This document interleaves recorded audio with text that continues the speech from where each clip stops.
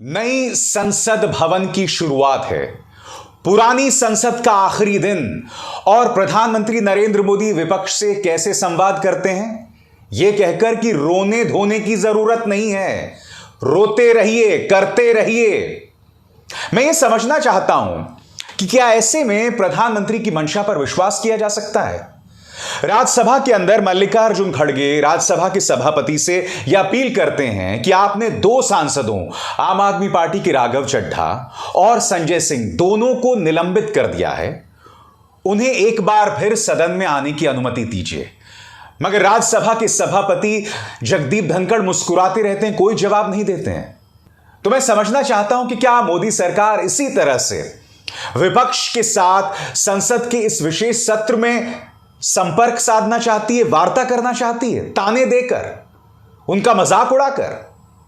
प्रधानमंत्री ने क्या कहा मैं आपको बाद में बतलाऊंगा दोस्तों, मगर प्रधानमंत्री और भारतीय जनता पार्टी की बौखलाहट की एक और वजह है क्योंकि राहुल गांधी ने कल तेलंगाना में एक जबरदस्त रैली, जिसमें सोनिया गांधी भी मौजूद थी, मल्लिकार्जुन खड़गे भी मौजूद थे और उसके अलावा कांग्रेस के तमाम मुख्यमंत्री भी मौजूद थे।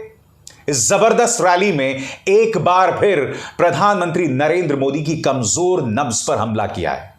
यही नहीं, वो ये भी कह रहे थे कि तेलंगाना में 3 लोगों की तिकड़ी काम कर रही है, केसीआर, ओवैसी और बीजेपी।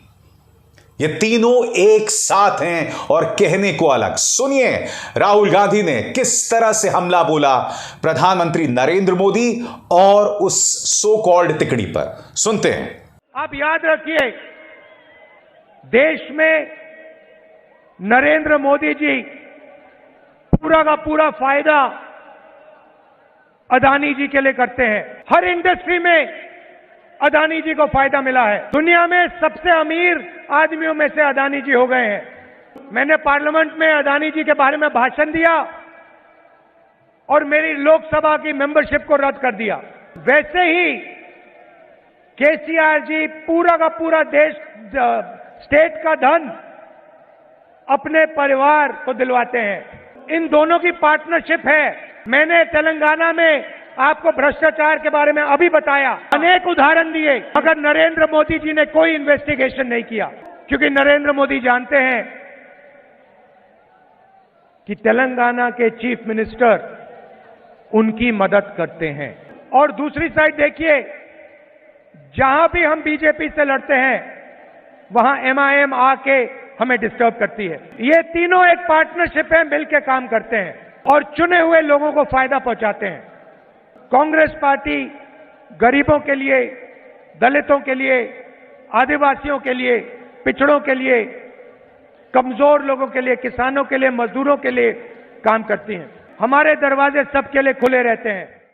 दोस्तों, कल का दिन तेलंगाना में कांग्रेस के लिए एक बहुत अहम दिन था क्योंकि उन्हें जबरदस्त प्रतिक्रिया मिली है। कांग्रेस को अब तेलंगाना से उम्मीद दिखाई दे रही है। अब वो तो खैर चुनावों के बाद ही पता चलेगा कि वहां सत्ता में कौन आता है, मगर आज का दिन बहुत अहम दिन है दोस्तों, क्योंकि आज का दिन पुरानी जो संसद था उसकी आखिरी दिन था। मगर इसकी शुरुआत प्रधानमंत्री कैसे करते हैं? आज देश के सामने प्रधानमंत्री 2 बार रूबरू हुए। एक तो तब जब संसद के बाहर उन्होंने पत्रकारों से बात की, प्रेस कॉन्फ्रेंस नहीं किया, मन की बात की। 1 वे ट्रैफिक था वहां पर। मैं चाहूंगा आप सुने कि उन्होंने विपक्ष को किस तरह का ताना दिया। 4 सेकंड है सिर्फ, सुनिए उन्होंने क्या कहा। रोने धोने के लिए बहुत समय होता है, करते रहिए। जब आप नई संसद के उद्घाटन पर एक नई शुरुआत, एक नए अध्याय के पलटने के बाद संवाद कायम करते हैं, तो क्या यह सलीका होता है विपक्ष से बात करने का? विपक्ष पलटवार कर रहा है कि अगर इस संसद में कोई सबसे ज्यादा रोता है तो वो प्रधानमंत्री हैं। प्रधानमंत्री अपनी हर नाकामी पर रोते हैं, ऐसा विपक्ष आरोप लगा रही है। क्योंकि संजय सिंह इस मुद्दे पर क्या कह रहे हैं आपके स्क्रीन पर। हम नए सदन की शुरुआत करने जा रहे हैं, लेकिन प्रधानमंत्री मोदी विपक्ष को टारगेट करने वाली भाषा ही बोलेंगे तो अच्छी बात नहीं है। मोदी जी कह रहे हैं कि रोने धोने की जरूरत नहीं है, जबकि सबसे ज्यादा प्रधानमंत्री ही रोते हैं। कोरोना में लाखों लोग मरने के बाद आकर रोते हैं, जीएसटी लागू करने के बाद रोते हैं। मोदी जी ये बात अपने लिए कह रहे थे। मैं आपको यह भी बतला दूं दोस्तों, ऐसे कई मुकाम रहे हैं जब प्रधानमंत्री नरेंद्र मोदी ने अपने आंसुओं का सहारा लिया है अपनी बात रखने के लिए। आपको याद होगा जब नोटबंदी हुई थी, जब त्राहिमाम मचा हुआ था, तब भी प्रधानमंत्री ने क्या कहा था देश की जनता को कि मुझे 50 दिन दे दीजिए, अगर मैं हालात काबू पे ना ला पाऊं तो वो चौराहा बता देना, मैं वहां पहुंच जाऊंगा। तब भी उनकी आंखों में आंसू थे। और नोटबंदी इस देश के लिए एक ऐसा दंश बनकर सामने आया। नोटबंदी ने इस देश की अर्थव्यवस्था की ऐसी तैसी कर दी, हम सब जानते हैं। और उस वक्त भी प्रधानमंत्री ने आंसुओं का सहारा लिया था। इसलिए मैं समझ नहीं पा रहा हूं कि प्रधानमंत्री इस तरह से विपक्ष पर ताना क्यों कस रहे हैं। मेरा यह मानना है कि इस तरह से इमोशनल होने की बजाय प्रधानमंत्री को तर्कों पर बात करनी चाहिए। मसलन भारतीय जनता पार्टी सरकार को इस विशेष सत्र के एजेंडे के बारे में पहले से ही विपक्ष को बताना चाहिए था। आपने सर्वदलीय बैठक की, उसको लेकर भी असमंजस लगातार बना हुआ था। आपने अपनी तरफ से यह मुद्दा स्पष्ट ही नहीं किया कि इस विशेष सत्र का एजेंडा क्या है। यह तो आपको स्पष्ट करना चाहिए ना। यही वजह है कि यहां पर मनोज झा क्या कह रहे हैं आपके स्क्रीन पर। मनोज झा कह रहे हैं कि यह विशेष सत्र किसी भी सूरत में नहीं है। किसी ज्योतिषी ने प्रधानमंत्री को कुछ कह दिया होगा और प्रधानमंत्री उन तमाम मुद्दों पर विश्वास करते हैं। यह सिर्फ साधारण बिल ला रहे हैं जो शीतकालीन सत्र में भी लाए जा सकते थे। यह मत कहिए कि आपका कोई एजेंडा नहीं है, एजेंडा साफ है। मगर हम दरअसल यह देखना चाहते हैं कि असली एजेंडा क्या है, पर्दे के पीछे की कहानी क्या है। बाकी इस विशेष सत्र के बारे में कुछ भी विशेष नहीं है। बकौल आम आदमी पार्टी के सांसद संजय सिंह, कल ऑल पार्टी मीटिंग हुई जिसमें सरकार ने हमें बताने की जरूरत तक नहीं समझी कि इस विशेष सत्र में क्या मुद्दे हैं, कौन सा एजेंडा है, किस विषय पर चर्चा होगी। यह कहा गया कि 8 मुद्दों पर चर्चा होगी। वो मुद्दे बिल के रूप में आएंगे या चर्चा के रूप में आएंगे, वे 8 मुद्दे क्या होंगे कुछ भी नहीं बताया। एक तरफ प्रधानमंत्री नरेंद्र मोदी पारदर्शिता नहीं रखते और दूसरी तरफ विपक्ष को इस तरह से ताना देना। ऐसे में संवाद किस तरह से बनेगा? ऐसे में विपक्ष में विश्वास किस तरह से पैदा होगा?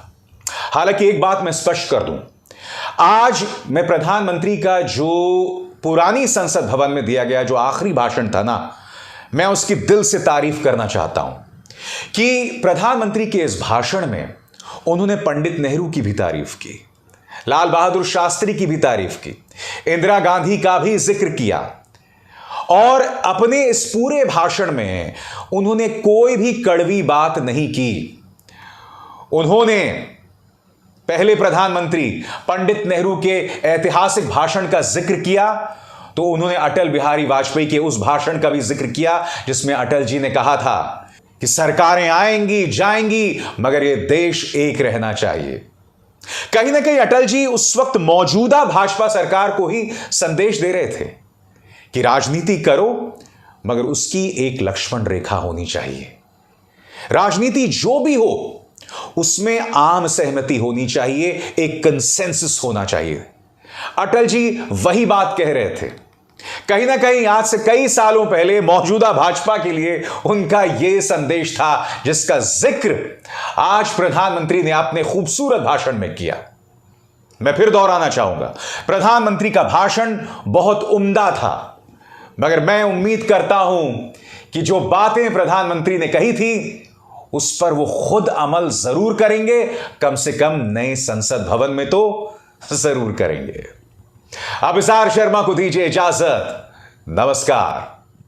स्वतंत्र और आजाद पत्रकारिता का समर्थन कीजिए, सच में मेरा साथी बनिए। बहुत आसान है दोस्तों, इस ज्वाइन बटन को दबाइए और आपके सामने आएंगे ये 3 विकल्प, इनमें से एक चुनिए और सच के इस सफर में मेरा साथी बनिए।